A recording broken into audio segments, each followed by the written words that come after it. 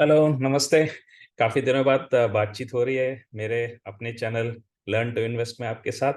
तो वीकेंड में बैठा था, देख रहा था कि कुछ सेटअप्स हैं, कुछ इंटरेस्टिंग चार्ट्स नज़र आ रहे हैं और एक सेक्टोरल लेवल पे मुझे काफ़ी कुछ अच्छा कंफर्टिंग सा दिखा।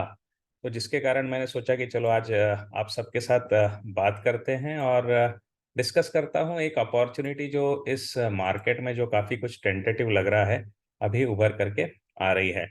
तो सबसे पहले सेक्टर की बात करूँगा।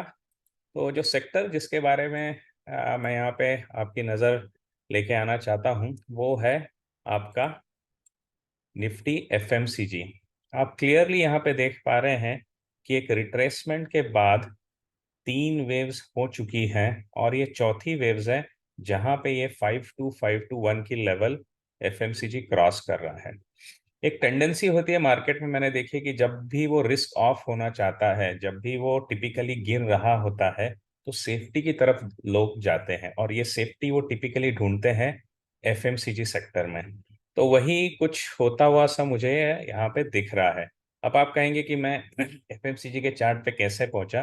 तो मैं इसलिए पहुंचा क्योंकि मुझे दो या रादर तीन अच्छे सेटअप दिखे इंडिविजुअल स्टॉक्स पे एफएमसीजी के, जो भी मैं आपको डिस्कस करते हुए दिखाऊंगा।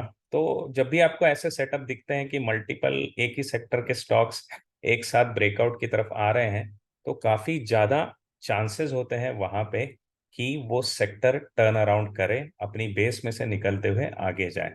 तो कौन से तीन स्टॉक्स है एफएमसीजी के? तो सबसे बड़ा जो नाम यहाँ पे मुझे दिख रहा है वो है नेस्ले का। आप देख सकते हैं नेस्ले में काफी फास्ट मूव आई और बाद में इस रेजिस्टेंस को टच करते हुए काफी बार वो रिवर्स हो चुका है। लेकिन कल जाते जाते वीकली क्लोज के टाइम पे, याद रखिएगा वीकली क्लोज ज्यादा इंपॉर्टेंट होता है बड़े स्टॉक्स में। वीकली क्लोज के टाइम पे उसने अच्छा सा क्रॉसओवर दिया है। तो नेस्ले का सेटअप यहाँ से 10-15% आपको मूव दिखाता हुआ दिख सकता है, यहाँ से चांसेस काफी हाई है। और ये है आपका वीकली चार्ट पे भी आप देख सकते हैं कि यहाँ से ब्रेकआउट हुआ था, उसके बाद स्ट्रेट ऑफ रैली हुई, एक ब्रीदर लेने के बाद रिवर्सल्स के बाद फिर से रिक्यूपरेट होता हुआ अपनी एनर्जीज गैदर करता हुआ स्टॉक ने ऑल टाइम हाई दिया है। तो नेस्ले का स्टॉक जरूर वॉच करिएगा, रिजल्ट्स भी नज़दीक है और कुछ न्यूज़ भी आ रही है कि स्प्लिट या बोनस इसमें आ जाए, तो शायद ये न्यूज़ बेस्ड मूव आपको और अच्छे से आते हुए दिखेगी। बाकी तो मैगी कोई खाना छोड़ने वाला नहीं है, तो नेस्ले तो चलता रहेगा, रिस्क काफी कम है। दूसरा जो एफएमसीजी स्टॉक है जिसमें मुझे काफी अच्छा सेटअप दिखाई दे रहा है, वो है टाटा कंज्यूमर। टाटा कंज्यूमर की एक टेंडेंसी मैं आपको दिखाऊं तो काफी कुछ उथल पुथल हुई है पिछले एक साल में, लेकिन फिर भी स्टॉक अपनी तरफ से काफी स्ट्रेंथ दिखाता हुआ मई में से बढ़ चुका है। और यहाँ पे रिट्रेसमेंट हुई, यहाँ पे रिट्रेसमेंट्स हुई, ब्रेकआउट हुए, ब्रेकआउट फेलियर के बाद फिर से इसने बाउंस दिया है। और इस बार जो है, अगर आप ठीक से देखेंगे तो ये सेटअप काफी टाइट सा हो गया है। ये जो पूरा बॉक्स आप देखेंगे तो काफी कुछ नैरो सा बॉक्स है। 830 से लेकर के 930, यानी करीब करीब 15% के बीच में ये मूवमेंट जो है 3.5 महीनों से या 4 महीने से लगभग बनी पड़ी हुई है। तो काफी सोच विचार करके लोग इसको आगे बढ़ा रहे हैं, वॉल्यूम भी है।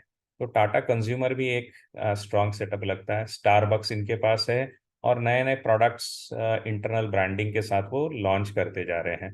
तो काफी कुछ टाटा कंज्यूमर भी है एफएमसीजी में जो काफी अच्छा लग रहा है।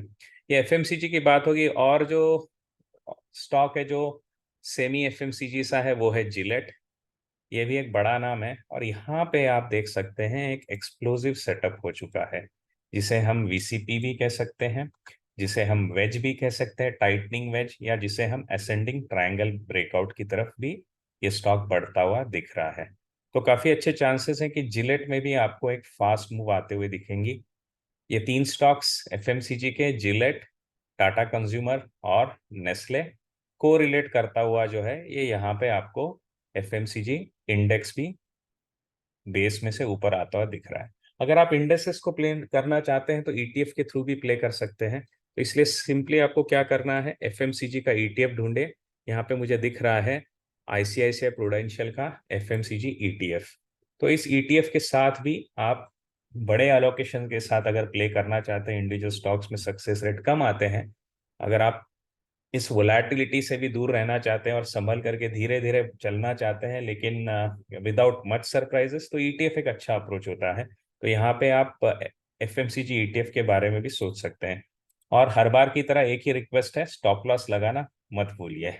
ओके, अपनी तरफ से स्टॉप लॉस की क्लियरिटी रखिए। सबसे बड़ी गलती ट्रेडर्स की होती है कि टारगेट की तरफ तो सब दौड़ते हैं, लेकिन स्टॉप लॉस की तरफ ध्यान ही नहीं होता है। स्टॉप लॉस जरूर देखिए। अगर स्टॉप लॉस आपको लगता है सेफ है आपके लिए, आप कंफर्टेबल हो इतना लॉस झेलने के लिए, तो ही पोजीशंस के बारे में हमेशा प्लान करिए। ठीक है, अभी एफएमसीजी को छोड़ करके कुछ अच्छे सेटअप जो आते हुए दिख रहे हैं अदर देन एफएमसीजी, उसमें एक है Tata motor. Tata motor JLR की परिस्थिति काफी सुधरती हुई दिख रही है। दूसरा न्यूज जो आ रहा है वो आ रहा है टाटा टेक्नोलॉजीज का, जो इसका सब्सिडियरी है, अभी लिस्ट होने जा रहा है। काफी अच्छे रेटिंग्स मिल रहे हैं उसको। तो यहाँ से भी आप देख सकते हैं टाटा मोटर एक अच्छे सेटअप में 640 से आगे जा रहा है। इसी को स्टॉप लॉस रख के अराउंड 610 का स्टॉप लॉस मेरे लिए काफी होगा। मैं यहाँ से प्ले कर सकता हूँ for the further up move. Targets आप खुद प्लान करिए। टिपिकली मैं तो वीकनेस आने पे स्टॉक में से निकलता हूँ, तो you can plan it your way. IndusInd bank. Bank में एक चैलेंज अभी मुझे नजर आती है, वो ये है कि एक तरफ हमारा इन्फ्लेशन नीचे आ गया है और काफी चांसेस हैं कि आरबीआई आगे जाकर के रेट्स नहीं बढ़ाएगा, उल्टा घटाने की भी बातें हो सकती हैं। एक ही रीजन है कि आरबीआई ये जल्दी नहीं करेगा, क्योंकि यूएस में अगर डॉलर स्ट्रांग होता रहा तो हम रेट्स घटा पाना काफी मुश्किल हो जाएगा। तो बैंकिंग थोड़ा सा एज पे आता हुआ नजर आ रहा है। बट सेटअप के बारे में बात करूं तो ये देखिए, आपको सेटअप नजर आ रहा होगा कि वोलैटिलिटी इसकी धीरे धीरे धीरे टाइट होते होते आ गई है इंडसइंड बैंक में। रिजल्ट्स भी नजदीक है। एक अच्छा सा मूव यहाँ से पॉसिबल होता हुआ दिख रहा है। राइट, तो टाटा मोटर और इंडसइंड बैंक हो गया नॉन एफएमसीजी का। और एक अच्छा सेटअप जो आ रहा है नॉन एफएमसीजी में वो है वेंडिट। वेंडिट फंडामेंटली बहुत ही स्ट्रांग स्टॉक है, एक एमएनसी बेस्ड मेजर मैनेजमेंट है। तो यहाँ पे भी आपको दिख रहा है कि काफी लॉन्ग कैंडल्स के साथ, बोल्ड कैंडल्स के साथ ये मूव बनाता हुआ आया करीब करीब 15,500, और वहां पे जाकर के अभी ये कंसोलिडेट हो रहा है। इसकी रिजल्ट की तारीख को देखते हुए आप इसके ऊपर भी प्लान कर सकते हैं। और एक एग्रेसिव सेटअप आपको बताऊं, जो एक ऐसे सेक्टर में से है जो आजकल फेवर में नहीं है, बट इंडिविजुअली स्टॉक काफी अच्छी ताकत दिखा रहा है, वो होगा सैक सॉफ्ट। तो अगर आप सैक सॉफ्ट का सेटअप देखें तो काफी कुछ लोगों को तरसाया है इसने, आई वुड से, क्योंकि मैं भी उसमें शामिल हूँ।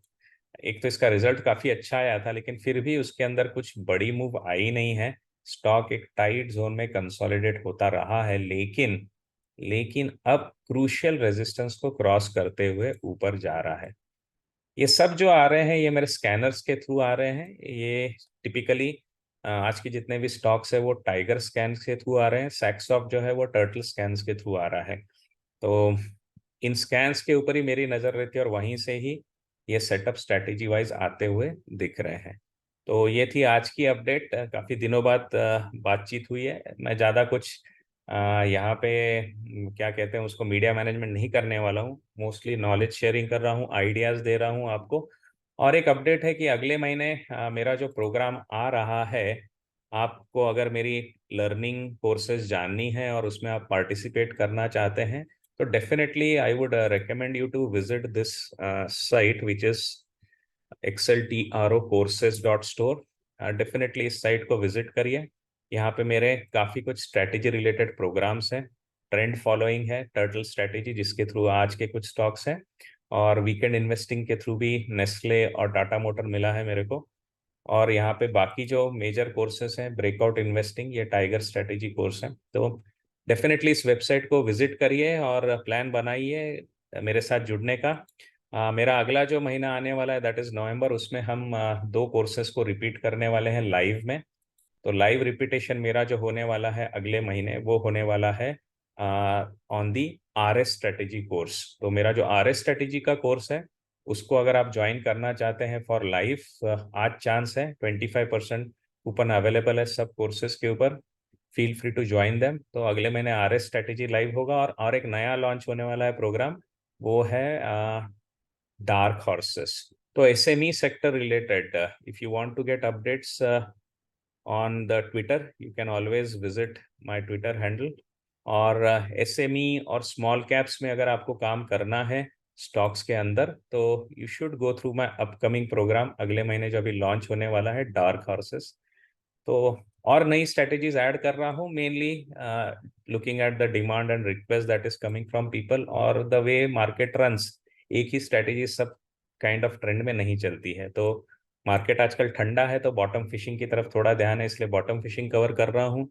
स्मॉल कैप और मिड कैप को एक अलग तरीके से हैंडल करना पड़ता है उनकी वोलेटिलिटी कारण, तो वो भी उसको हम अगले महीने कवर करेंगे। चलिए मिलते हैं next week, maybe next day, any day, जब भी मुझे कुछ अच्छा शेयर करने को मिलेगा। I will be definitely back with you guys. Take care, bye bye, and yes, happy Navratri to everybody. Take care.